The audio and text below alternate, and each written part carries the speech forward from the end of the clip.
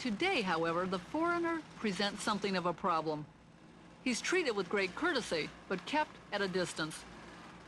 Much of the development has required foreign workers, primarily Asian, to handle construction and engineering jobs. The British, long a presence in the Gulf as political advisors and merchants, predominate in white-collar occupations and the military, where they serve in command and training posts. That the Omanis have mixed feelings about having any foreigners around is evident.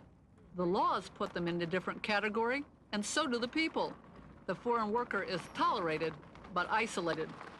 British officers find themselves by themselves sand yachting on weekends, while this group of Brits formed a theater group to pass the time. Oh. A nut! Everybody had I didn't know we were looking for a nut. Aren't we? No, a screw. That's what I'm after, a screw. It's quite difficult for us to mix with the Omanis, in fact, in general, though we do have Omani friends. No, if you do have a mixed party, I mean, everybody tries to get on with everybody else, but they're distinctly uncomfortable. The guys will turn up to parties, I think, but because of their culture and their lifestyle, they don't bring their wives, or if they do, they're sat in a row along the corner. It's very difficult to really mix with them, you know?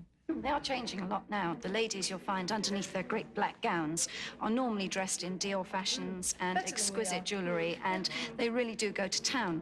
And I've been to quite a lot of Omani parties here, and when the ladies arrive and they cast off their black cloaks, and they're absolutely exquisite. They're beautifully dressed and up to the minute.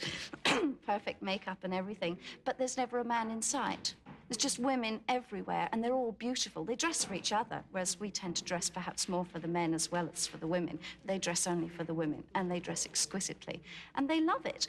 There are girls here in rah-rah dresses at the moment, but you won't see them. You'll never see them. But if you go to one of the ladies' parties, but it's all very much their own thing. And it's great. They are super, and they love it. But those are the sort of wealthy wives who live in the capital area. If you go out into the interior and see the way the women live in villages, it's an eye-opener, really. And I do sometimes wonder as we drive by in our Land Cruiser or whatever, what they do think of us. But they really must think we're pretty odd, I should think. We're the animals.